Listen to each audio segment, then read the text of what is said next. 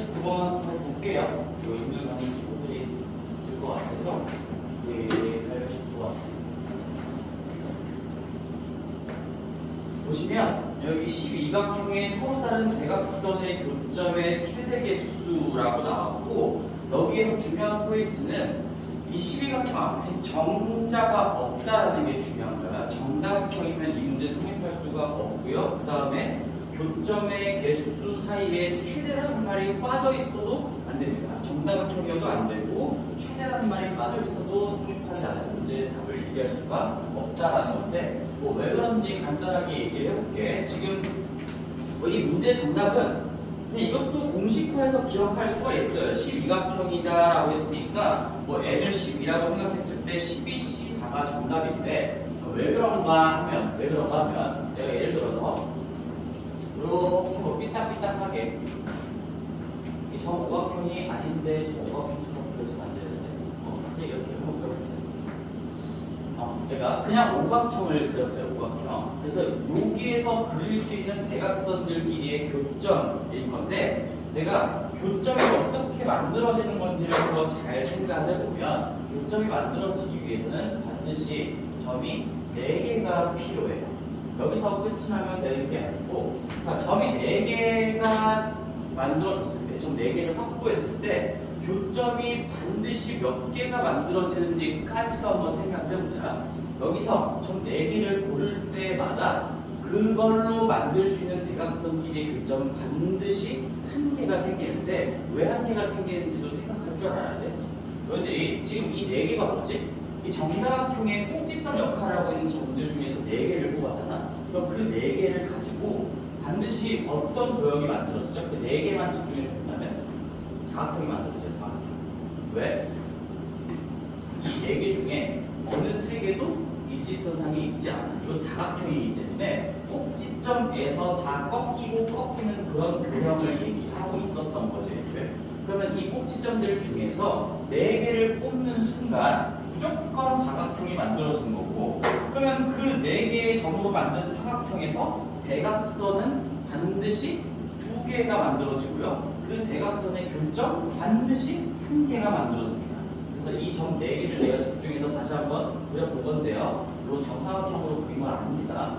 사각형이 만들어지는 거고, 그러면 이 점들로 가지고 대각선이 반드시 2개가 만들어지고요. 그놈의 교점이 반드시 하나가 만들어지기 때문에 이 과정을 이해하고 있으면 우리가 공식화하는 도움이 되겠지. 다시 정리해보면, 다각형에서 꼭지점 중에 4개를 뽑을 때마다 만들어지는 대각선이 2개고요. 그 2개의 대각선에 의해서 대각선끼리의 교점이 1개가 만들어집니다.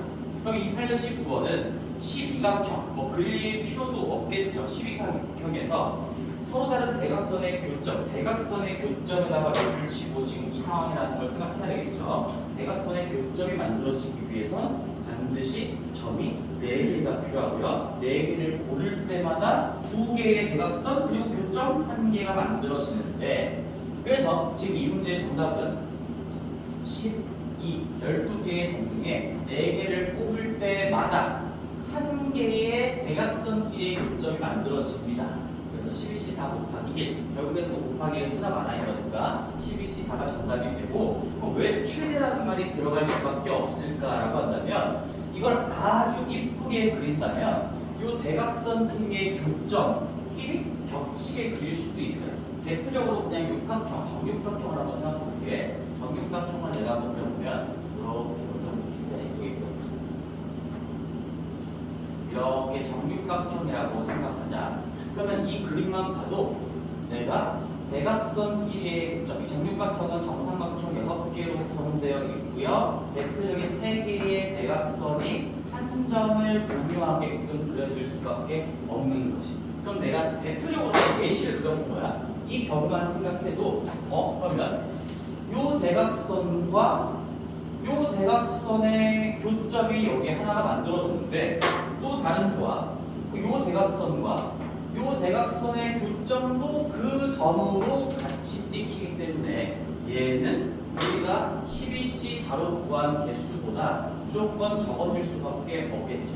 교점끼리 겹치는 경우가 생길 수가 있어서 이게 최대 개수다라는 거예요. 그래서 우리는 이렇게 두 개의 대각선끼리 만들어지는 교점이 서로 겹치지 않게 최대한 삐딱삐딱하게 그려졌을 때 이론적으로 저 12C가 최대 개수가 된다는 얘기지.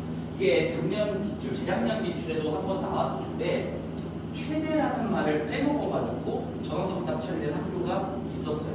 최대라는 말이 없으면은 안 됩니다. 우리가 얘기할 수가 없어요. 얼마든지 12C4보다 작게끔 만들어낼 수가 있는 거니까 최대라는 말이 반드시 있어야 되고요. 그리고 앞에 정자라는 말, 정다각형이 붙어 있어도 정다각형이라는 말이 붙어 있으면 얘기가 완전 달라지는 거지. 정다각형일 때는 얼마나 겹칠 수 있는지를 스스로 다 분석을 해야 됩니다. 그래서 그렇게도 문제가 나오지 않을 거예요.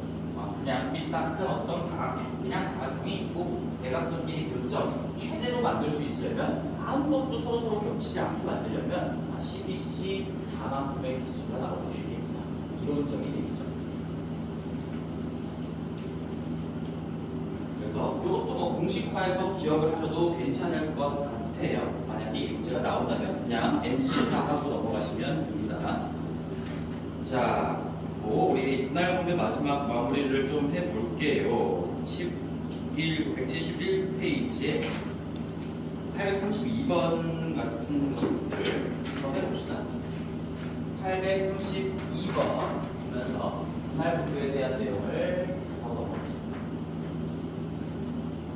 자, 분할 분배라는 것 자체도 이미 우리가 동동순의 개념을 배웠기 때문에 그냥 스무스하게 같이 연결돼서 공부할 수가 있겠죠. 어른 7명과 어린이 3명을 5명씩 2개조로 나눌 때 각 조에 적어도 어린이가 1명씩 포함되도록, 1명의 어린이가 포함되도록 나누는 경우의 수라고 했으니까 이건 우리 적어도라는 표현이 같이 들어가 있어서 어떤 식으로 하면 좋을까요? 어떤 식으로 하면 좋을까요? 전체에서 안 되는 경우를 빼주는 걸로 가는 게 괜찮겠지? 그러면 적어도 1명의 어린이가 포함되게끔 해달라 라는 조건이 있기 전에 우리 간접적으로 한번 풀어볼게요. 적어도란 말이 있으니까 간접적으로 풀겠다라고 마음먹는 순간 나는 전체에서 그 정반대 상황을 빼줄 겁니다 라는 양식을 남겨놓을 거고, 그럼 전체는 파악하기가 쉽지. 우리 그냥 어린이, 어른 구분 없이 10명을 5명 분할하세요라는 게 전체 경우의 수에 해당하는 거니까 이 순서대로 해봅시다. 10명 중에 5명을 뽑고요. 잇따라서 나머지 5명 중에 5명을 뽑는데 이러면 우리가 공동순이 다 지켜지는 거기 때문에 여기 5명과 여기 5명 간의 순서가 부여가 되어버리는 거죠. 근데 내가 순서가 자동으로 부여된다는 말이 좀 어려우면 여기에 2명이라고 생각해보자. 여기에 A, B가 뽑히고 여기에 C, D가 있는 거 이것도 카운팅이 됐을 거고, 이거 5명이라고 생각할게. 그 다음에 여기에 C, D가 있고 여기에 A, B가 있는 것도 반드시 여기에 카운팅이 됐을 거기 때문에 그렇게 생각해도 이해하기가 쉬울 거예요. 지금 자동으로 순서가 부여됐다는 거는 반대로 바꾼 경우의 수도 여기에 들어있겠는가, 그거를 생각해 보시면 되겠죠. 그 이유는 뭡니까? 같은 그룹에서 순차적으로 2번을 뽑았는데 하필이면 같은 개수씩 뽑았기 때문에 이거 자리 바꾼 것도 반드시 어딘가에 카운팅이 되어 있습니다. 그런 얘기예요. 근데 분할이라는 거는 순서를 매기면 안 되죠. 이 두 그룹 간에 여기 5명과 여기 5명 이 두 주머니 간의 순서는 생각하지 말라는 게 분할의 개념인 거니까 두 주머니 간의 순서를 없애주는 것까지 해줘야 되겠네요. 순서가 부여되어 있으면 없애줘야 되는 거고요. 부여된 일이 없었다면 그대로 두시면 됩니다. 여기까지가 전체 경우의 수가 될 거고, 자, 그 다음에 이제 반대 상황을 좀 빼줄 건데, 반대 상황은 어떻게 빼줘야 될까? 각 주에 적어도 1명의 어린이가 있어야 된다. 그거의 정반대 상황은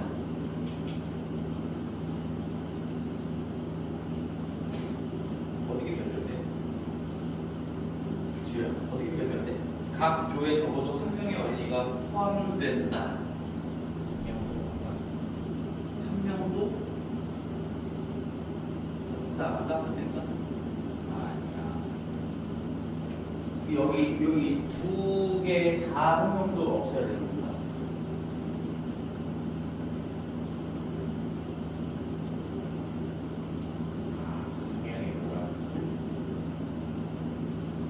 여기에 그냥 이게 지금 여기잖아. 두 개로 나눌 때 뭐 여기 A조, B조 이렇게 순서를 매기면 안 되겠지만 그냥 소통을 위해서 해볼게요. 여기조, 여기조에 적어도 한 명 이상씩의 어린이가 있어야 돼. 그 반대 상황은 여기에 없고 여기에는 있어도 되는 거. 여기에 없고 여기에 있는 것도 있고 아니면 여기에 없고 여기에 있는 것도 있고 아니면 둘 다 없는 것도 있겠지. 그렇지? 근데 둘 다 없는 거는 애초에 불가능하죠. 지금 어린이를 포함해서 어쨌든 두 개의 그룹으로 분할을 하는 거기 때문에 어린이가 어딘가에는 들어갈 수밖에 없어. 그래서 잘 생각해야 돼. 여기에는 여기에 없고 있고랑 아니면은 여기에 있고 없고랑 그 다음에 여기에도 없고 여기에도 없고 이런 것들 이 세 가지 경우를 다 고려를 해줘야 되겠지만 이 말이 뭐지? 우리가 한 명 이상 그리고 뒤에도 AND죠. AND. 지금 문제에서 제시하는 게 이런 거죠. 한 명 이상.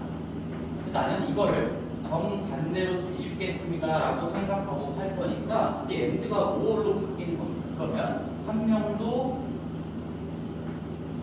없다. 또는 뒤쪽이 한 명도 없다. 이런 경우를 해주시면 되는 거겠죠. 그래서 우리가 둘 다 없는 것도 사실상 이 경우에 들어가는 건데 우리 또는 이제 케이스를 나눈다는 거니까 앞쪽에 한 명도 없거나 아니면 뒤쪽에 한 명도 없거나 아니면 둘 다 없거나인데 둘 다 없는 경우는 불가능하기 때문에 한쪽에만 없는 거를 결국에는 빼주면 모든 상황을 다 고려하게 되는 겁니다. 그래서 우리가 빼줄게요. 이제 한쪽에 어린이가 아무도 없는 거 그러면 어떻게 하면 돼요? 이제 어른 7명 중에서 몇 명? 5명을 골라주면 되겠죠? 7명 중에서 5명을 골라서 그 어린가 쪽에다가 어른으로 꽉 채우는 거예요. 그럼 어린이가 없게 되는 거지. 그렇지? 그런 상태에서 우리는 나머지 이제 어린이랑 어른을 구분할 필요가 없습니다. 그럼 어떻게 빼주면 되는 거야? 이제 여기 5명 갖고 그럼 어린이랑 지금 어린이 몇 명? 몇 명이야? 어린이 3명하고 여기에 선택되지 못한 어른 2명이 남아있는 거지. 그 5명을 나머지에다가 몰아주면 되는 거니까 뭐 그냥 곱할 필요가 없는 거지 사실. 15가 되는 거죠. 그렇지? 그런 다음에 이제 여기서 중요하지. 여기서도 순서를 구실을 해줘야 될까요? 자 이걸 빼줄 거야. 내가 이거 하면은 어른을 한쪽에 7명 중에 5명을 뽑아가지고 어느 한쪽에다가 다 몰아넣고 나머지를 반대쪽에다가 다 몰아넣는 거야. 근데 이거는 순서 부여가 되어 있는 건가? 안 되는 건가? 순서를 부여하면 안 되는 상황이거든 지금. 이게 부여가 된 거면은 곱하기 200분의 1을 할 것이고 이게 안 된 거면은 그런 거를 할 필요가 없잖아요. 지금 생각 어떻습니까? 된 거 같습니다. 된 거 같아. 그럼 곱하기 200분의 1을 해야 되는 거야? 해야 되는 거야? 예상의 생각 어떤 거 같아요? 안 해도 되는 거지. 안 해도 돼요. 다시 한번. 자, 이거 일단 동동성도 지켜지지 않았어. 같은 그룹에서 뽑은 게 아니라 지금 여기에서 얘는 지금 어른들 그룹에서 5명을 뽑은 거예요. 어른들 그룹. 그 7명 어른이 모여있는 데서 5명을 뽑았고 그 다음에 여기도 5명을 뽑은 건 맞는데 요 앞에 5 여기는 그 어른 그룹이 아닌 거죠. 남은 어른 2명과 어린이 3명이 합쳐진 새로운 그룹인 거지. 같은 후보군에서 순차적으로 5명씩 끄집어낸 게 아니라는 얘기야. 그렇게 생각을 해도 되고 공동순위 지켜지지 않은 상황이다라고 생각을 해도 되고 더 쉽게 이게 계속 어렵다면 생각을 해봐. 여기에 지금 여기 지금 이쪽에는 어른이 몇 명이야? 어른 곱하기 5명이 있는 거고요. 여기에는 지금 어른이 2명에다가 미니가 3명이 있는 건데 이게 지금 자리 바꾼 결과가 어딘가에 또 카운팅이 될 수가 있냐? 그럴 수가 없다고. 왜? 이게 바꾼 게 또 나오려면 이 어른 5명이 여기서 뽑히는 경우도 있다는 얘기인데 애초에 이 5명이 누구라고? 어린이 3명하고 어른 2명이에요. 거기서 어떻게 어린 5명이 나오겠냐 이런 얘기인 거지. 그렇지? 그래서 여기에는 이거 자리 바꾼 것이 또 다른 경우로 카운팅이 되어 있는 상황이 아니고요. 그래서 여기는 순서가 매겨져 있지 않은 겁니다. 곱하기 100분의 1을 할 필요가 필요가 없어요. 곱하기 2팩분의 1을 안 한다라는 게 중요한 포인트였던 거지. 이거를 하면 안 된다. 그거를 너희들이 실력을 쌓아가면서 스스로 생각할 수 있어야 되겠죠. 정답을 요거 계산하면은 답이 나올 것 같아요. 832번이 조금 생각할 포인트가 있었던 문제였고, 그 다음에 이제 분배까지 한번 같이를 좀 해볼 건데, 분배 뒤에 836번 한번 같이 봅시다. 836번까지요. 그리고 우리 구성과 선택 이런 얘기하면서 분할 분배도 크게 보면 구성을 하고 선택하는 문제라고도 볼 수가 있는 거니까 무조건 분할을 먼저 하고 그 다음에 분배를 하셔야 됩니다. 분할 분배. 분배를 먼저 하고서 분할을 하는 것은 국어적으로 말이 안 되기도 하죠. 836번인데요. 자, 6층짜리 건물의 1층부터 1층에서 10명의 승강기를 함께 탄 후에 6층까지 올라가는 동안 그러면 우리가 3개 층에서 둘, 넷이 내리게 하래요. 그러면 내가 지금 1층부터 6층까지가 있어. 1층부터 6층까지인데 1층에서 출발했으니까 내릴 수 있는 층은 2층부터 6층까지니까 2층부터 6층 맞죠? 6층까지 중에서 3개 층 어딘지 모르겠어. 3개의 층에서 그 10명이 둘, 넷으로 내리는 경우의 수 이거를 어떻게 분석을 해야 될까? 저기 10명이 있는데 이 3개의 층에서 2명, 4명, 4명을 내리게 해달래요. 자, 그럼 너희들이 이제 이걸 어떤 사고의 흐름으로 이어갈 수 있을까라고 한다면 자, 그냥 자연스럽게 경우의 수 좀 느껴보세요. 우리 2층부터 6층까지 총 5개의 층의 후보가 있습니다. 5개의 층. 맞지? 지금 5개의 층이 있습니다. 일단 그 중에서 뭐라고 했어? 3개의 층에서 내리게 해달라 라고 했잖아. 그럼 그 5개의 층 중에 어떤 3개의 층에서 내릴 건데 내려야 한다라는 3개의 층을 골라줘야 되겠지. 그렇지? 고릅시다. OC3을 딱 쓰는 순간 나는 요 2명, 4명, 4명 내리게 할 3개의 층 후보를 선택을 한 거예요. 그렇지? 그래서 내가 예를 들어서 3, 4, 5층이라고 할까? 3, 4, 5층에서 내리겠다라고 정한 것이고 만약에 4, 5, 6층으로 고를 수도 있고요. 2, 5, 6층으로 고를 수도 있고 그런 모든 다른 경우의 수들이 다 여기 OC3 안에 반영이 되어 있는 거지. 그러면 그에 따라서 내가 3, 4, 5층에 내리겠습니다라고 마음을 먹든 4, 5, 6층에 내리겠습니다라고 마음을 먹든 그 이후에 벌어지는 일들은 대칭성이 깨지지 않겠죠. 깨질 리가 없겠지. 그치? 이 세 층에다가 둘레 내리게 하거나 5, 6, 7에 4, 5, 6에다가 둘레 내리게 하거나 다 똑같은 상황이 펼쳐질 거니까 그냥 층수의 이름만 다른 것뿐인 거죠. 그래서 첫 번째에서 두 번째로 넘어갈 때 곱셈으로 끌고 갈 수 있겠다라는 생각을 계속 끊임없이 하셔야 되는 거고 자, 그 다음에 뭐 할까? 그 다음에 남은 게 이거야. 3개 층 골랐어. 이제 나는 2명, 4명, 4명을 내리게끔만 하면 돼. 그렇지? 그러면 일단은 우리가 요거 10명을 둘, 넷으로 찢기도 해야 되고 그 다음에 이 2명이 몇 층에서 내릴지 이 4명이 몇 층에서 내릴지 얘가 그 3개 층 중에 몇 층에서 내릴지까지 선택을 해줘야 되는데 이게 결국엔 분할 분배의 상황인 거죠. 분할 분배의 상황인 거죠. 그럼 뭐부터 해야 되는가? 뭐부터 해야 돼? 당연히 논리적인 흐름도 둘, 넷을 찢어놓고 그 다음에 층수를 매칭시켜줘야겠지. 그치? 아니 층수 나눠지지 않았는데 여기다가 층수를 붙여놓고서 나누는 거 그거 자체는 국어적으로 생각해도 말이 안 돼요. 그래서 우리는 두 번째로 여기서 층 선택을 처음에 했고요. 두 번째 단계로는 분할을 해야 되겠다라는 생각을 스스로 할 수 있어야 되겠습니다. 분할을 할게요. 이제 10명을 둘, 넷으로 찢기만 할 겁니다. 둘, 넷이라고 했으니까 그럼 우리는 10, 2 10명 중에 2명 고르고요. 남은 8명 중에 4명 고르고요. 남은 4명 중에 4명을 고르고요. 이 맨 마지막 마무리, 분할을 할 때 맨 마지막 마무리는 어차피 항상 곱하기 1이기 때문에 익숙해지면 쓸 필요가 없다라는 것까지도 기억해주면 좋겠죠. 그리고 얘 자체에다가 뭐를 곱해줘야 될까라고 한다면 여기에 내가 이 3개의 주머니 간의 순서를 매기면 안 되는 거였어. 나는 나누기만 하는 거니까. 근데 자동으로 매겨질 부분이 어딨지? 자연스럽게 자동으로 매겨진 부분이 여기 있죠.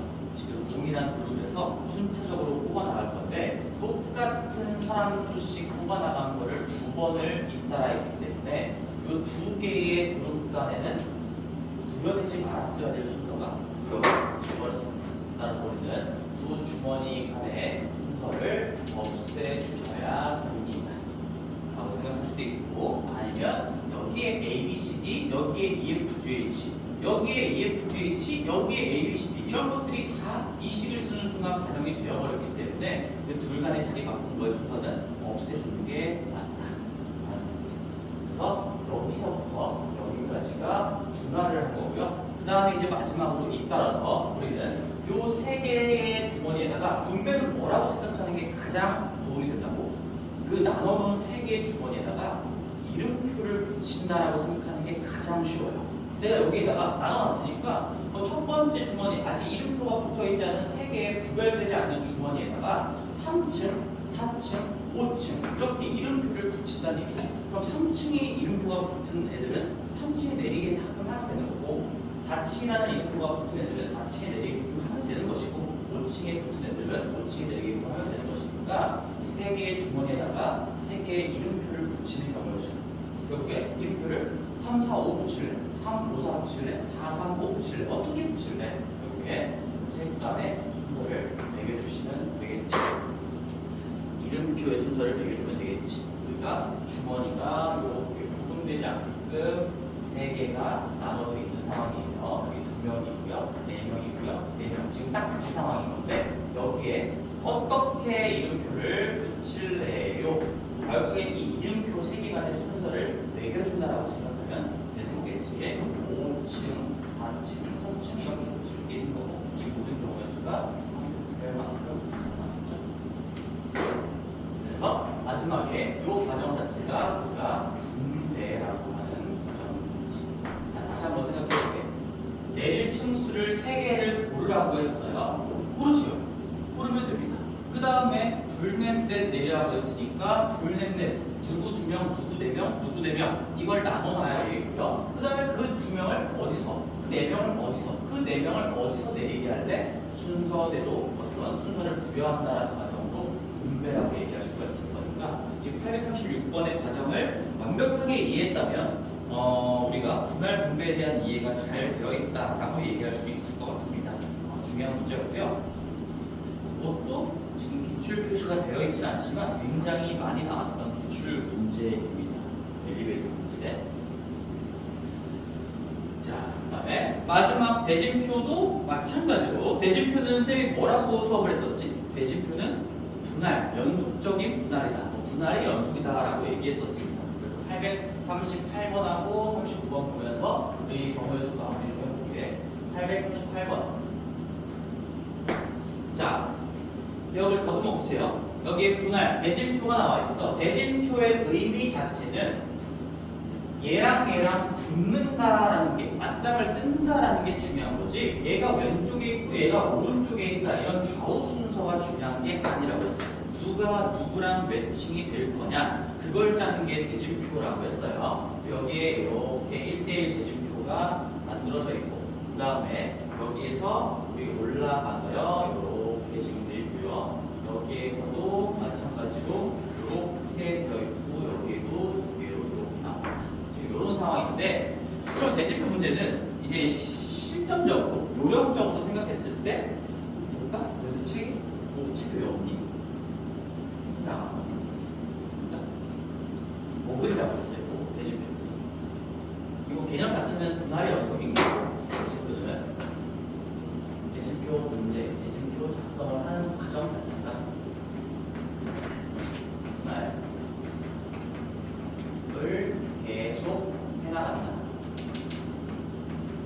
인 거고요. 또 대진표 문제를 풀 때는 너희들이 항상 그림에 이 꼭대기 꼬다리가 안 그려져 있을 거라고 했어요. 그래서 여기 보자마자 맨 위에 꼭다리는 너희들이 그려주셔야 됩니다. 이게 지금 항상 그림에 생략되어 있지만 애초에 첫 번째 분할은 여기서 일어나는 거예요. 첫 번째 분할. 왼쪽으로 4명을 보낼 거야. 그 다음 오른쪽으로 3명을 보낼 거야. 내가 지금 왼쪽 오른쪽이라고 얘기했지만 왼쪽 오른쪽을 구분한다는 얘기는 아니야. 여기에서 우리는 4명, 3명을 찢어내겠다라는 얘기죠. 써볼게. 4, 3 분할이 요 점에서 이루어지는 것이고 분할점 첫 번째 분할인 거죠. 그런 상태에서 잇따라서 여기까지 왔던 4명이 여기서 둘로 또다시 잇따라 분할이 일어나는 것이고요. 그 다음에 이쪽으로 넘어왔던 3명이 여기서 2명, 1명으로 또다시 분할이 일어나는 것이고요. 그 다음에 이제 이런 점들도 다 분할점이 되는 겁니다. 다 분할점이 되는데 어차피 2명을 하나하나로 찢는 거는 굳이 분할식을 안 써봐도 2명을 하나하나 찢는 거는 한 가지밖에 없어요. 내가 2명까지 와서 마지막에 1로 나누는 과정은 어차피 우리가 곱셈으로 반영해봤자 곱하기 1인 거니까 사실 신경 쓸 필요가 없다는 얘기인 거죠. 분할점은 이렇게 하나, 둘, 셋, 넷, 다, 6개가 되는 겁니다. 그럼 이거를 쭉 한번 써보면 제일 중요한 건 꼭다리를 표시하는 겁니다. 꼭다리를 표시하고요. 7명 중에서 여기 특별한 조건이 있나요? 없죠? 7개를 나눌 거야. 7개를 4명 그리고 남은 3명 중에 3명 3팀 중에 3팀 이렇게 하시면 첫 번째 분할이 완성되는 거지. 7팀 중에 4팀 고르고요. 남은 3팀 중에 남은 3팀을 고르시면 그게 4강을 찢어내는 거고 여기는 지금 순서 부여가 되지 않은 상태이기 때문에 특별히 곱할 거는 없다. 나눠줄 거는 더 이상 없겠죠. 같은 개수씩 뽑은 게 아니기 때문에 여기 4명, 여기 3명 반대로 바꾼 게 있을 수가 없습니다. 그 다음에 이게 첫 번째 분할이고요. 잇따라서 우리는 이런 것들을 다 해줘야 됩니다. 그럼 잇따라서 이쪽에 간 이 4명, 이 4명을 둘로 찌는 거니까 4 중에 2 그리고 남은 2 중에 2인데요. 여기서는 자동으로 순서 부여가 됐기 때문에 이펙트 A를 곱해 주셔야 되겠죠. 이게 잇따라 요걸 내가 두 번째 단계라고 생각을 해본 겁니다. 그 다음에 이제 요쪽 거 여기에 3명 얘를 또다시 3명 중에 2명 그 다음에 남은 1명 중에 1명 이렇게 잇따라서 분할을 해주시고요. 그 다음에 이제 남은 요 3개의 분할을 해야 되는데 얘는 쓰시면 2C1 곱하기 1C1을 2팩으로 나눈다라고 쓸 수 있지만 어차피 그 계산은 다 곱하기 1인 거니까 곱하기 1 곱하기 1 곱하기 1 굳이 다 쓴다면 이렇게 쓸 수가 있지.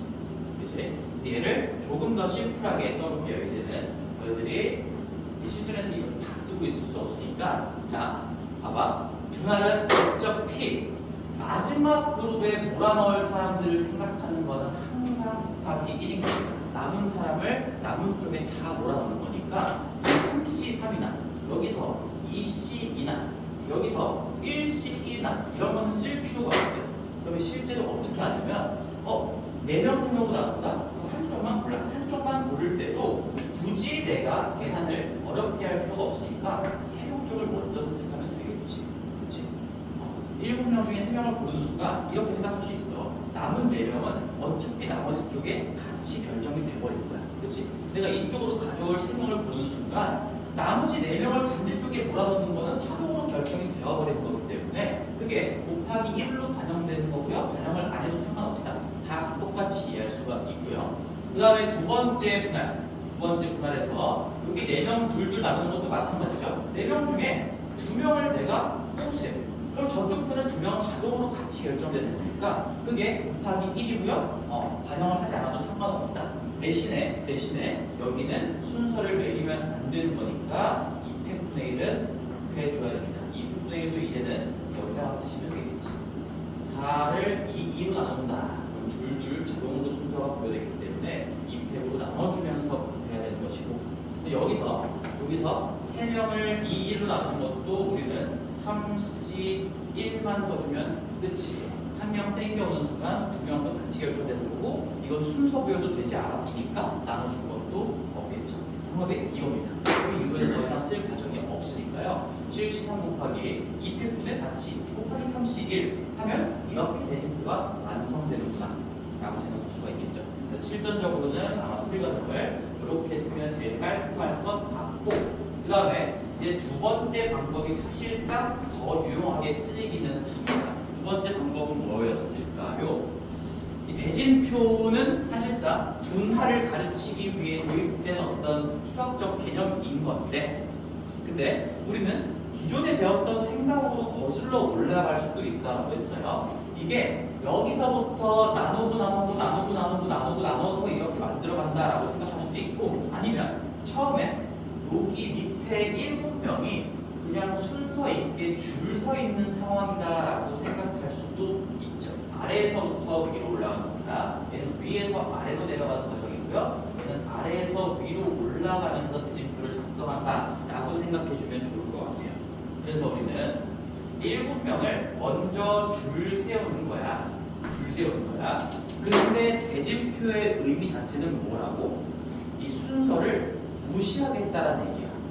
순서가 부여되어 있는 상태로부터 거슬러 올라가면서 만든다라고 한다면 순서를 어딘가는 무시해주겠다라는 얘기예요. 어떤 거? 예를 들면 여기 두노 순서가 지금 부여되어 있지. 다 줄 서 있는 상태인 거니까. 줄 서 있는 상태니까 여기 1번, 2번이냐 여기 2번, 1번이냐가 다 다르게끔 반영이 되어 있는데, 이제는 내가 요 집계로 얘네들 매칭을 딱 연결하는 순간 요거 자리 바꾼 거는 아무 의미가 없습니다 라고 만들어주는 거예요. 그래서 우리는 여기 분할점을 딱 도입하는 순간 이 둘 간의 순서를 없애주겠다라는 거죠. 그래서 우리는 2분의 1을, 이 100분의 1인데 2분의 1인 거죠. 하나만 곱해주시면 되겠고, 근데 이제 2분의 1을 곱하는 과정이 몇 번이 나올까라는 걸 생각해 봐야 돼. 여기서, 자, 이거 색깔 좀 다른 걸로 구분해 볼게요. 내가 순서를 없애주는 과정이 지금 여기 첫 번째 과정에서 여기서 나온 거예요. 그 다음에 여기 두 명도 가만히 잘 줄 서 있다가 둘이 매칭이 되는 순간 이 둘 간의 순서가 무시가 됩니다. 그래서 여기가 하나가 더 들어가겠죠. 그래서 이게 2분의 1 한 번 더 곱해줘야 되겠죠. 2분의 1. 자, 그리고 여기도 마찬가지로 여기도 가만히 잘 서 있던 두 명 간의 순서가 무시가 되는 거기 때문에 한 명 한 번 더 둘 간의 순서를 무시해주는 과정이 붙을 것이고, 자, 그 다음에 이제 여기 첫 번째 분할 단계까지 완성을 시켰는데, 그러고 나서 봤더니 또다시 매칭이 연결이 돼요. 여기서는 어떨까라고 생각해보면 여기서도 이제는 크게 보이는 거죠. 순서를 없애는 이 둘과 순서를 없애는 이 둘과 둘 간의 두 주머니 간의 순서까지 없애주겠다는 얘기예요. 여기서 A랑 B가 맞짱 뜨고 여기서 C랑 D가 맞짱 뜨는 거랑 여기서 CD가 맞짱 뜨고 여기서 AB가 맞짱 뜨는 거랑은 이제 똑같이 보겠다라는 게 대진표의 의미이기 때문에 이 분할점에서도 다시 한번 이 왼쪽과 오른쪽의 순서가 무시가 되는 과정이 한 번 더 들어간다는 얘기예요. 자, 그러면 그 다음에 오른쪽 여기는 어떻습니까? 라고 하면 여기서는 순서 무시가 들어가지 않았어요. 왜 그래? 여기는 요 아래쪽 요 다음에 펼쳐지는 이 상황, 내가 무시해놨고요, 무시하지 않았던 요 한 명이 있지. 얘들을 자리 바꾸는 것이 불가능해요. 이거 자리 바꾸는 것 자체가 반영이 되어 있는 상태가 아니죠. 그걸 더 쉽게 얘기하면 여기랑 여기랑 지금 구조 자체가 다른 거잖아. 그치?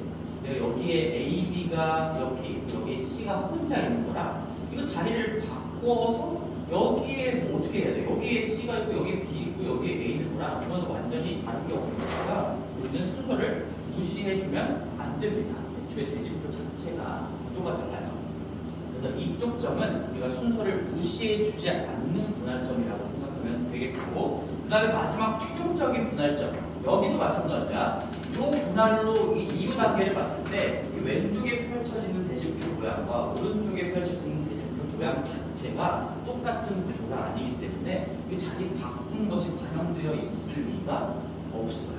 그렇죠? 자리 바꾼 것이 반영되어 있을 리가 없습니다. 그대로 이 4명과 3명을 이렇게 자리 바꾼다는 것 자체가 불가능하지, 3명을 이쪽으로 와서 이 대진표에 꽂아 넣을 수가 없습니다. 그래서 우리가 순서를 무시해줘야 하는 분할점의 개수를 세주시면 하나, 둘, 셋, 4개가 나오는 거고, 결국에는 이거를 한 번에 쓰면 우리가 2의 4제곱분의 1을 곱한다라고 한 번에 표현할 수가 있는 거죠. 그럼 이제 결론적으로 한 번만 더 정리해 볼게. 만약에 밑에서부터 거슬러 올라가고 싶다면 먼저 그냥 다 줄을 세워 놓은 다음에 거슬러 올라가면서 순서를 무시해주는 과정이 몇 번이 등장하겠는가. 그리고 그 순서 무시해주는 과정이 몇 번인지를 카운팅하는 방법은 일단 내가 분할점들을 다 체크해야 돼. 지금 하나, 둘, 셋, 넷, 다섯, 6개의 분할점이 있는데 그 분할점 기준 이후에 펼쳐지는 과정이 대칭적일 때, 그 이후에 펼쳐지는 과정이 대칭적일 때를 대칭분할점이라고 불러요. 대칭분할점의 개수를 세주고요. 그놈을 2의 지수에다가 나눠준 다음에 하시면 되겠죠. 분모의 2의 지수에다가. 지금 여기는 대칭분할점이 그 이후에 펼쳐지는 과정이 똑같게 되는 대칭분할점의 개수가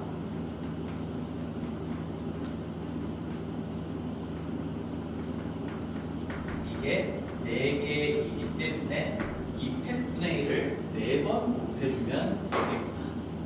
4개가 여기에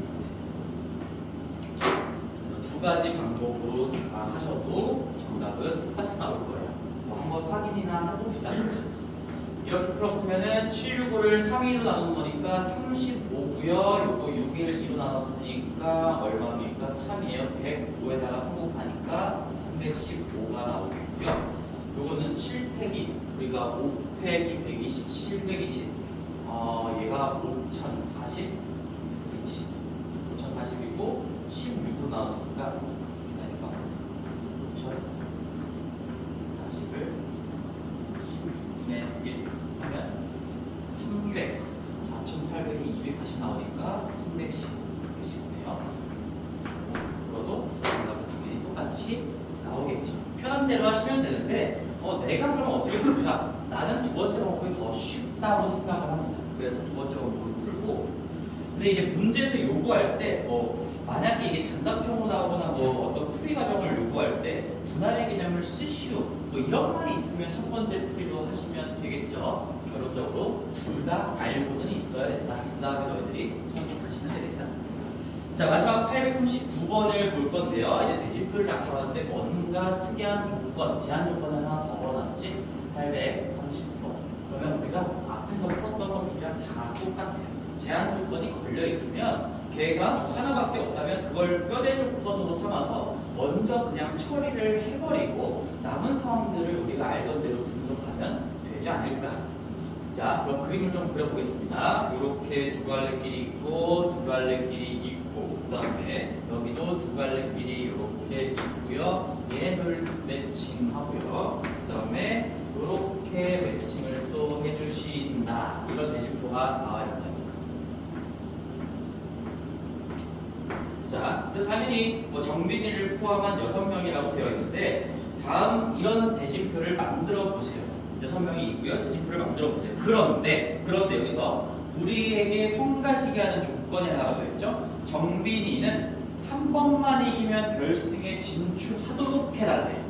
그럼 이 대진표를 봤을 때 이건 정빈이의 자리는 특정을 지어주세요라는 요구인 거지. 정빈이가 여기 들어가면 안 된다는 얘기야. 여기는 한 번만 이긴다고 결승을 갈 수 있는 상황이 아닌 거니까 반드시 정빈이는 이 둘 중에 하나에 들어가야 되는 거고 이 두 개 간의 자리는 지금 없기 때문에 여기에 들어간다 생각하는 거랑 여기에 들어간다 생각하는 거는 그냥 똑같은 생각인 겁니다. 일단은 대표적으로 정빈이를 이쪽에다가 그냥 꽂아 넣을게.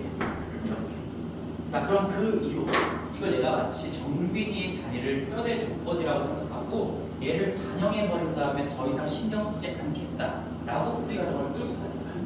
그러면 남은 과정을 어떻게 처리하면 될까요? 남은 과정을 어떻게 처리하면 될까요? 자, 한번 해봅시다. 우리는 대진표를 완성할 건데 정빈이가 여기에 지금 박혀있기 때문에 제일 쉽게는 정빈이랑 누구랑 맞짱 뜰래? 우리 여기 한 자리는 고정이 되어 있고 여기에 들어갈 사람을 한 명을 뽑아 놓고 그 다음에 더 이상 이쪽 편을 신경 쓰지 않는 거야. 이렇게 생각한다는 얘기지. 이렇게 생각하면 되지 않을까요? 그럼 나머지 5명 중에서 정빈이의 상대가 될 사람을 한 명을 뽑기만 하면 되는 거예요. 거예요. 뽑은 다음에 순서까지 부여한다. 물론 한 명이니까 순서를 부여해봤자 모씨 1이랑 똑같겠지만 순서를 부여하는 게 아닙니다.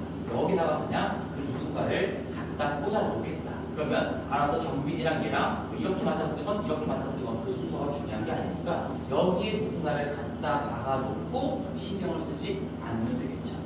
그러면 그런 상태에서 우리는 이따가 남은 4명을 가지고 요 왼쪽에 그려져 있는 대진표를 완성만 시켜주면 끝이라는 얘기죠. 그래서 우리는 4C2 4명 중에 2명을 고르고요. 남은 2명 중에 2명을 고르는데 이걸 2팩으로 나눠주면 되겠네요. 그치? 이 과정이 지금 눈에 들어오나요? 5명 중에 1명. 어차피 정빈이는 여기에 바뀌어 있습니다. 얘 선택지가 없어. 그러니까 이 오른쪽에서 정빈이와 맞짱 뜰 사람을 1명을 그냥 선택만 해주는 순간 알아서 이쪽 표가 완성이 될 것이고, 그런 상태에서 나머지 4명을 둘둘 매칭으로 대진표를 완성을 시켜주면 된다. 이렇게 하시면 우리가 5 곱하기 3이니까요 15가 나올 거고, 그 다음에 이제 또 밑에서부터 거슬러 올라가는 것도 한번 해볼게요. 얘는 지금 분할의 개념을 쓸 겁니다. 이걸 한 명 박아놓고 분할을 완성시킨 거지, 대진표를. 근데 이제 그냥 이 상황에서 밑에서부터 거슬러 올라가겠다라고 생각을 해보면, 자, 정빈이는 이쪽에 박혀 있으니까 고려 대상이 아니야.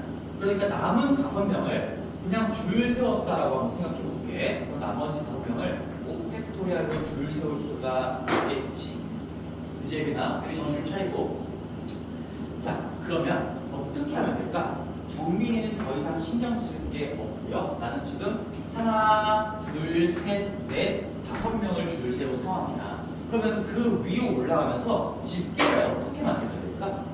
자, 하나, 둘, 셋. 내가 처음부터 한번 다시 그려볼게. 정빈이는 아예 고려 대상이 아니에요. 여기에서 이 위에 꼭다리 집계들을 어떻게 만들어가면 될까요? 하면 이 맨 마지막 놈은 그냥 혼자 올려주면 되는 거예요. 어차피 얘는 정빈이랑 붙을 놈인 거니까 여기랑 엮일 일이 없다라는 거야. 그래서 얘는 그냥 그대로 올려주면 되는 거고요. 얘네 둘이 집계로 연결해 줘야 돼. 그러는 순간 곱하기 2분의 1 하나가 들어가겠죠. 그 다음에 이 둘이 순서를 없애주겠습니다. 곱하기 2분의 1 하나가 들어가겠죠. 그 다음에 이 둘과 이 둘 간의 순서도 의미를 없애주겠습니다. 누가 누구랑 맞짱 뜨냐가 중요하지, 왼쪽에 누가 2명이 있고 오른쪽에 누가 2명이 있는지가 중요하지 않게 해주겠습니다. 그래서 곱하기 2분의 1을 해주면 되겠죠. 그 다음에 이렇게 마지막으로 연결시켜주면 되는데, 여기서 어차피 1명 올라올 거고 1명 올라올 거고 알아서 둘이 결승을 할 거니까 우리 여기서는 또다시 순서를 무시해주는 과정은 필요가 없겠네요. 대칭 분할점이 아니라고 생각해도 괜찮겠죠? 그리고 다시 한번 들어보면 여기에 지금 분할점이 몇 개가 있는 거야? 일단 다 표시를 해보자. 여기 정빈이는 지금 알아서 이렇게 간 놈이다. 얘랑 얘랑 붙은 거니까 여기에 하나, 둘, 셋, 넷, 4개가 있는데요. 그 중에서 대칭 분할점은 그 이후에 펼쳐지는 상황이 정확하게 똑같은 상황인가요? 대칭점인가요? 라고 해보면 이 3개밖에 없어요. 그러면 우리는 또 120에다가 8분의 1을 곱해서 15다 라고 풀 수도 있겠죠. 어떤 생각이 쉬운지는 나는 모르겠어. 내 입장에서 밑에가 더 쉬운데 이게 쉽다라고 느껴지는 친구들도 있을 거니까 둘 다 한번 공부해 보시고 내가 어떻게 풀어나갈지 선택을 한번 해보시면 될 것 같습니다. 839번 같은 문제 정도만 잘 이해해도 우리 대진표 문제 전혀 무리가 없을 것 같아요. 자, 오케이. 여기까지 해서 경우의 수, 개념적으로도 전부 다 빠짐없이 한 것 같고, 문제 풀이도 이 정도면 많은 것 같고, 그리고 우리가 이제 또 실전 훈련 들어가면서 상대 문제를 더 공부하게 될 거니까 풍산자에 있는 모든 문제들은 완벽하게 숙지를 좀 해주셔야 됩니다. 그리고 내신하고 고득점 같은 경우는 내가 중요한 문제다라고 싶으면은 따로 또 수업을 하는 날이 오겠지만, 이제 내가 빼놓고 숙제하라고 했잖아. 너희들이 집에 가서는 오늘 숙제로 나갈 거예요. 다 마무리 하셔야 되겠지. 안 되는 게 좀 많을 거야. 특히 고득점 쪽에서는 어려운 문제들이 꽤나 들어있기 때문에 그 안 되는 것들은 개별적으로 잘 체크해놓고 해결지의 도움도 받아보시고, 그러고도 안 되면 쌤한테 질문할 수 있도록 하시면 됩니다. 오케이. 자, 정리하고 우리 행렬 좀 들어가고 나서 쉽시다. 행렬은 개념서로 다시 한번 볼게요. 말씀으로 쭉 나서 처음부터 쭉 한번 빠르게 정리해볼게요. 숙제로 아마 내가 읽어보세요라고 숙제는 내줬던 것 같은데 지금 다시 우리 행렬이 뭔지 뭐 덧셈 뺄셈 어떻게 하는 건지 이런 거를 다시 또 똑같이 공부할 필요는 없을 것 같고 행렬은 숫자들을 직사각형 모양의 배치로 구성해 놓은 어떤 표현 방법인 거죠. 300페이지부터 쭉 한번 봅시다. 자, 행렬은 항상 행열 이름에도 있듯이 행 먼저 열 그 다음에 행과 열을 바라보는 순서를 좀 지켜주셔야 된다 이런 얘기를 처음에 했었고요. 그래서 대표적으로 써볼게요. 얘도 예시를 가지고 그냥 빠르게 복습만 하고 넘어갑시다. 1, 2, 3, 4, 5, 6 행렬의 예시인 거죠. 자, 그러면 우리가 이 행렬은 행이 몇 개고 열이 몇 개고요, 몇 콤마 몇 성분에 얼마가 있는지 이런 것들을 다 얘기할 수 있어야 됩니다. 당연히 정의가 제일 중요한 거예요. 그래서 우리가 1행이다라고 쓰면 1행이다라는 거는 오른쪽 그리고 위쪽의 첫 번째 가로줄을 얘기하는 거지. 그 다음에 두 번째 가로줄, 이게 가로 행자인 겁니다. 한자로 가로 행자. 그래서 2행이라는 거는 가로줄인데 항상 이 왼쪽 상단 여기서부터를 1번으로 매기겠다라는 얘기인 거예요. 그래서 첫 번째 줄, 두 번째 줄이고 이 왼쪽 상단부터 매기겠다라는 거는 우리가 글씨를 쓰는 순서랑 똑같은 거지. 우리가 책을 쓰더라도 항상 왼쪽 상단부터 오른쪽으로 쓰면서 밑으로 내려가는 거니까 그 풀이나 어떤 글을 쓰는 과정의 순서랑 똑같다라고 생각하시면 됩니다.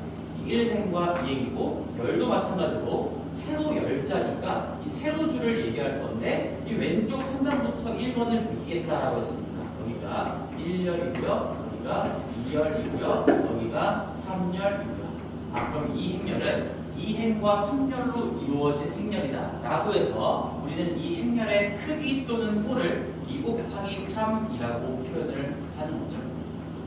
여기서도 3 곱하기 2 곱하기 3은 완전히 다른 겁니다. 행 개수 먼저, 그 다음에 열 개수를 쓰시고 곱하기로 쓰시면 이 2 곱하기 3이라는 것 자체가 행렬의 크기 또는 행렬의 꼴이라고 부르는 그런 표현법이 되는 거지. 2행과 3열로 이루어져 있다. 자, 그리고 성분을 얘기하는 방법도 당연히 할 수 있을 거라고 믿어요. 우리 이 5는 몇 콤마 몇 성분이라고 얘기하면 됩니까? 라고 하면 이것도 행번호를 먼저 얘기해 주는 거죠. 얘는 2행 2열에 있는 숫자입니다. 2 콤마 2 성분이다 라고 얘기할 수도 있고 2행 2열에 있는 성분입니다 라고 얘기할 수도 있겠죠. 그래서 여기 3 같은 거는 1행 3열 1 콤마 3 성분이다 라고 얘기할 수가 있습니다. 이런 것들 잘 한번 읽어보시고요.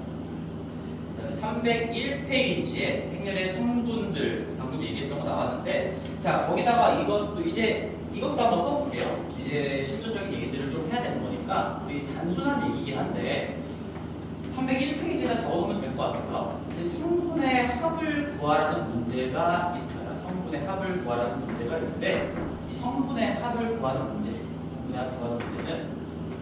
각 행렬의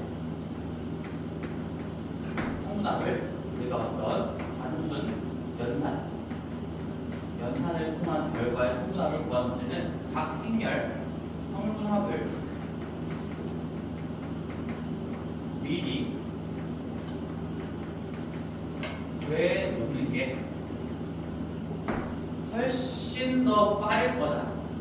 이게 무슨 얘기인지 예시를 가지고 볼게요. 우리가 A라는 행렬 이름을 한번 붙여볼게요. 1, 3, 4, 마이너스 10 뭐 이런 식으로 있고 그 다음에 B라는 행렬 자체가 마이너스 2, 4, 5, 7 그리고 우리 덧셈 뺄셈은 꼴이 같아야지만 할 수 있다라는 거. 그 중에는 내가 그냥 둘 다 2 곱하기 2짜리로 둔 겁니다. 근데 만약에 문제가 3A 마이너스 2B 행렬의 성분합을 구하세요 라고 한다면 너희들이 지금 이거를 3배하고 이거를 2배에서 뺀 다음에 행렬을 구하고 성분의 합을 구하고 있으면 안 된다는 얘기인 거지. 우리 다항식에서도 개수합을 구하시오라고 한다면 그냥 x제에다가 1 넣고 나서 숫자로 처리한다라는 걸 배웠던 적이 있어요. 그지? 맨 첫 번째 파트 공통수학원에서 배웠던 첫 번째 파트 기억이 날라나? 이거 바로 x제곱 더하기 3x 플러스 1 그리고 4제곱한 거에 모든 개수합을 구하시오. 이런 것도 너희들이 4제곱을 하고 개수들을 하나하나 빼가지고 더한 게 아니지. 그치? 그냥 x자리에다가 1 넣어서 얘가 지금 1 더하기 3 더하기 1이니까 결국에는 5의 4제곱이 정답이 된다.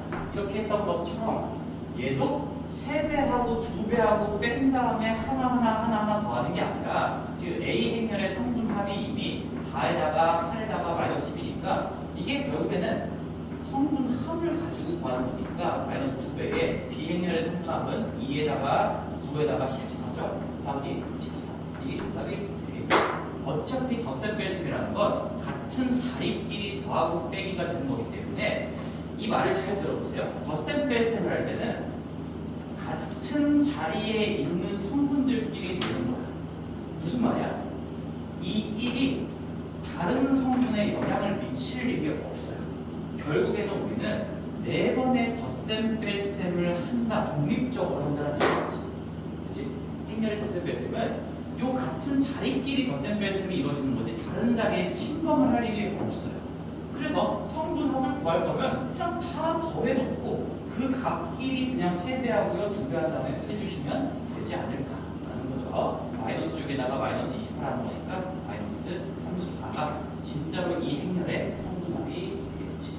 그런 얘기입니다. 이것도 얘기 안 해주면은 이런 생각을 할 수도 없을 것 같아서 한번 예시를 들어서 한번 써놨으니까 잘 적어놓고 공부해 보시고, 그다음에 밑에 서로 같은 행렬은 이제 뭐 꼴도 당연히 같아야 되고 모든 성분이 다 똑같은 같은 자리에 있는 같은 성분끼리의 값이 다 똑같은데 같다. 이게 특별히 없어요. 그래서 쭉 넘어가고요. 304페이지 가서 이제 덧셈 뺄셈 실수배 얘기할 건데 다시 한번 방금도 얘기했습니다. 우리가 행렬의 덧셈 뺄셈, 덧셈하고 뺄셈은 전제 조건이 있어요. 전제 조건이 뭡니까? 같은 꼴이에요. 같은 꼴일 때 덧셈 뺄셈을 할 수가 있는 것이다. 그리고 이제 내가 방금 얘기했던 것도 다시 한 번만 해볼게. 우리 덧셈 뺄셈을 할 때는 각 성분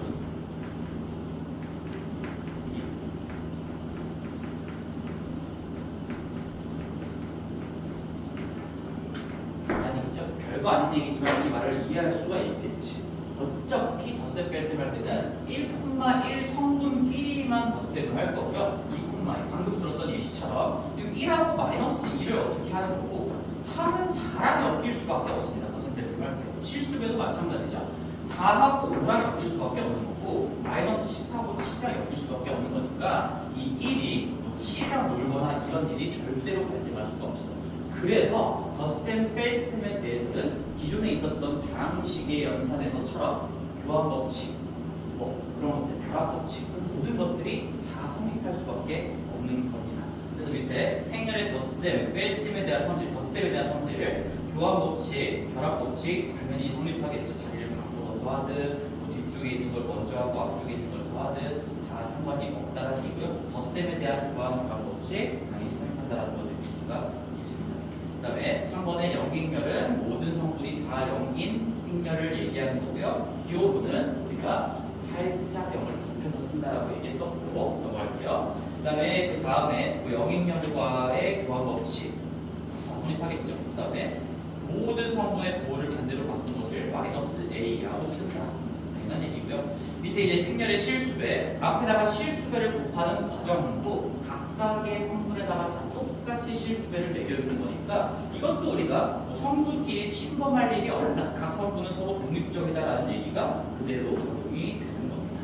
실수배도 넘어갈게요. 자, 그래서 5번에도 이제 실수배까지 생각해서 실수배에 대해서 이런 성질들이 적용이 됩니다. 그 두 번째 K 더하기 L만큼의 A는 두 번째다가만 체크 한번 해두시고 KA에다가 마치 앞에 실수배도 분배 법칙이 적용되는 것처럼 풀어쓸 수가 있다는 얘기고요.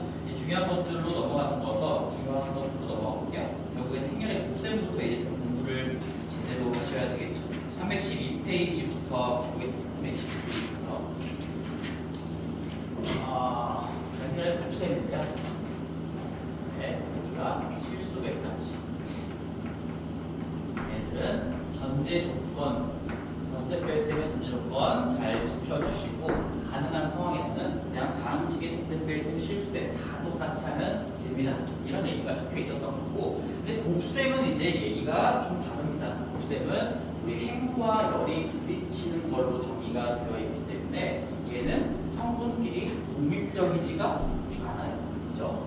지금 내가 얘랑 얘를 곱한다고 하더라도 우리가 첫 번째 행과 첫 번째 열이 부딪히면서 곱셈의 1,1 성분을 만들어내는 것이고, 첫 번째 행과 두 번째 열 얘가 1,2, 두 번째 행과 첫 번째 열 얘가 2,1 성분, 그 다음에 두 번째 행과 두 번째 열 얘가 2,2 성분을 만들어내는 것이기 때문에 일단 곱셈이 될 조건, 곱셈에 대한 전제 조건을 먼저 좀 공부를 하셔야 되겠죠? 곱셈의 전제 조건은 굉장히 중요하죠. 전제 조건 뭐였어요? 우리가 크기로 얘기했을 때 앞쪽의 크기를 내가 m 곱하기 n이라고 하고 뒤쪽에 곱해지는 행렬의 크기를 n 곱하기 뭐 l자리라고 한다면 여기 앞 행렬의 열의 개수와 뒤 행렬의 뒤쪽에 곱해지는 행의 개수가 정확하게 맞아 떨어져야 된다. 그렇지. 그래서 이게 굉장히 중요했던 거고요. 그 다음에 또 중요한 게 있어. 이게 전제 조건인데 그 다음에 곱셈의 결과에서는 얘가 사라지는 거고 내 눈에 남는 거는 이 m하고 l이 남게 된다라는 것도 굉장히 중요합니다.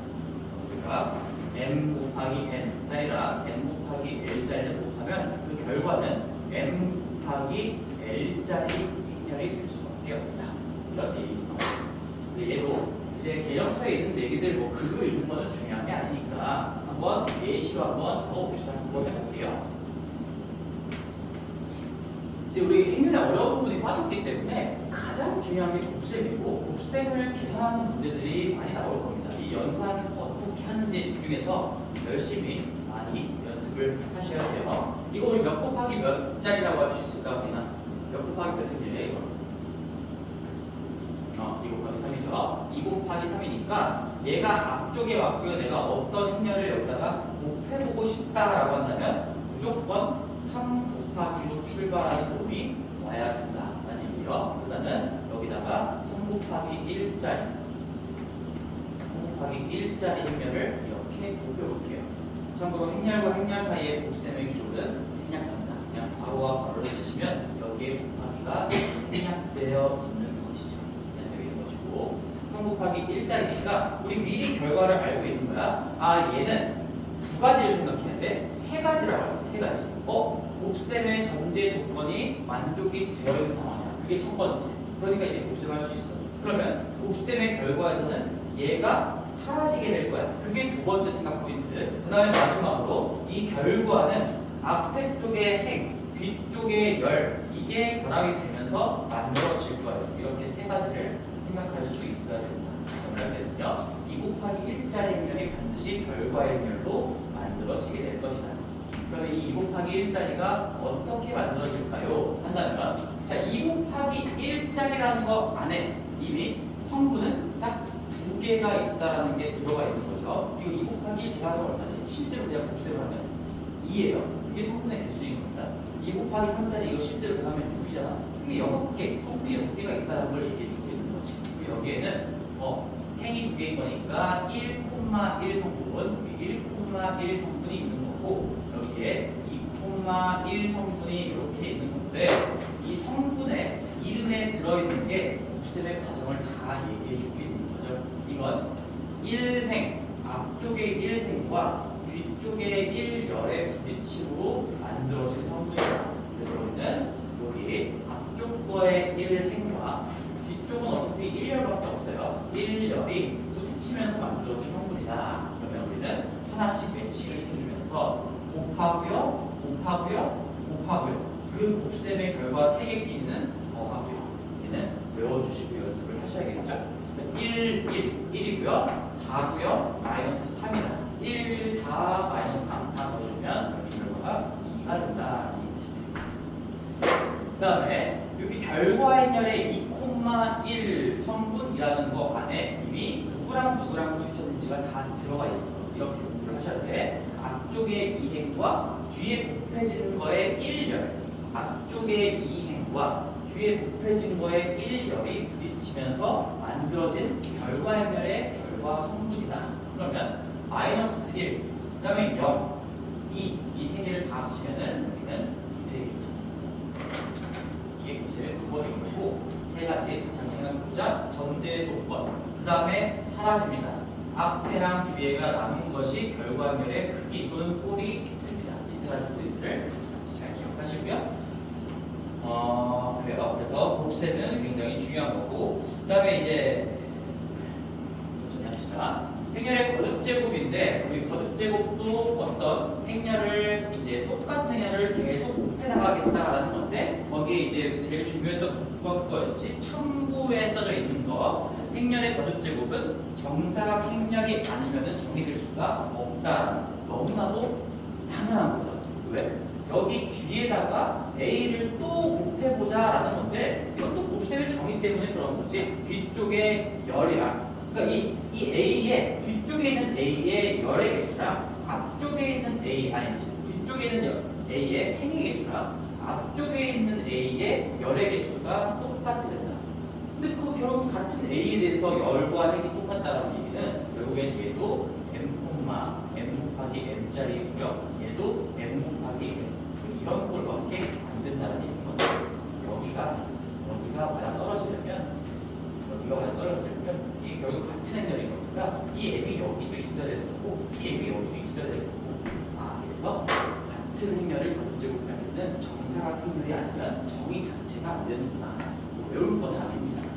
그래서 정사각 행렬인데요, 우리가 여기서도 M 곱하기 M짜리 정사각 행렬을 얘를 몇 차 정사각 행렬이라고 부른다. 용어도 하나 기억하고 갈게요. 얘를 M차 정사각 행렬이라고 부르죠.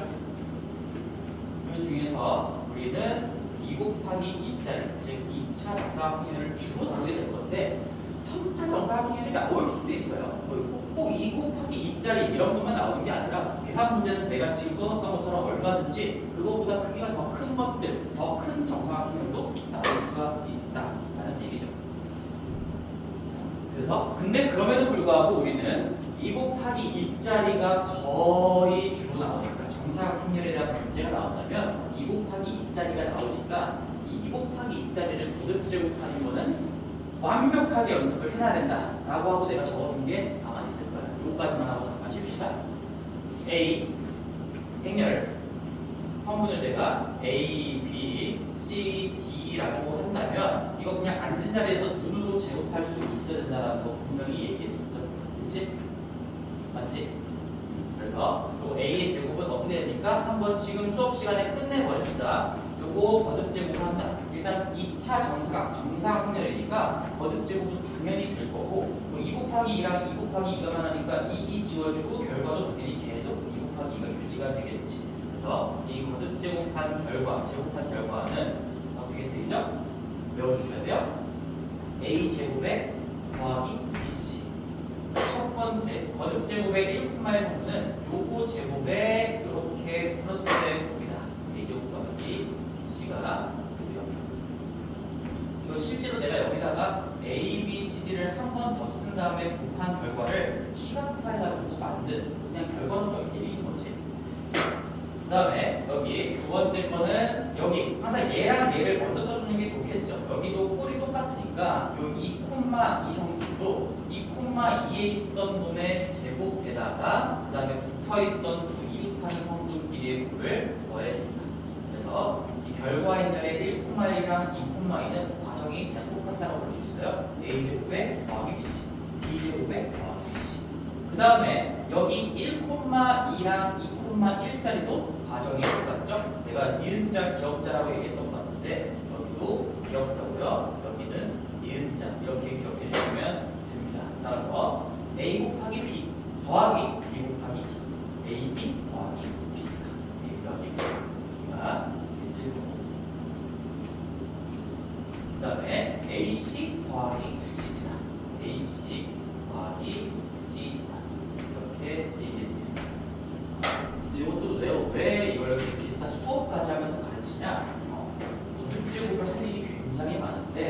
그때마다 이 똑같은 열을 한 번 노트에다 더 쓰고 이렇게 할 시간이 없다. 그치? 너희들 제한 시간에 대한 압박감은 이미 한 번 겪어봤으니까 내 말이 무슨 말인지 알 거예요. 이렇게 하는 게 아니라 바로 거듭제곱 정도들은 할 수 있어야 됩니다. 연습 한번 해보고 잠깐 나갈게요. 3, 마이너스 2, 5, 마이너스 5, 1 얘를 뭐 A라고 합시다. 그러면 우리 A의 4제곱 한번 보여보자. A의 4제곱 보여볼게. 그럼 A를 제곱한 다음에 그 A 제곱을 또다시 제곱하면 되겠지. 그래서 A의 제곱을 먼저 구해보면요. 자, 혜민이가 불러봅시다. A 제곱 1콤마의 성분 얼마일까요? 마이너스 5 9에다가 마이너스 7 그러면 마이너스 1이겠죠. 그 다음에 민아 여기 얼마일까? 2 오케이 좋아요 하나네. 그 다음에 지금 여기 얼마일까? 오케이 마이너스 6에 마이너스 2에 마이너스 8 예상이 여기 얼마일까? 15 오케이 20 이렇게 됐고요. 마지막 요거를 다시 통째로 하면 A제곱에다가 A제곱을 붙이면 A 4제곱이 되는 거니까 지민아 다 불러봐. 탁탁탁탁 이제 해봐. 좀 아파할 수 있잖아. 161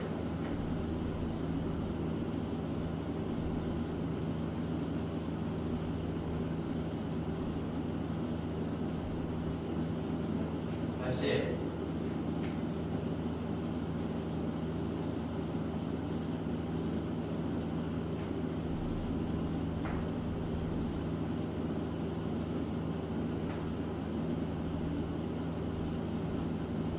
나머지는 다 따라하고 있는 거지.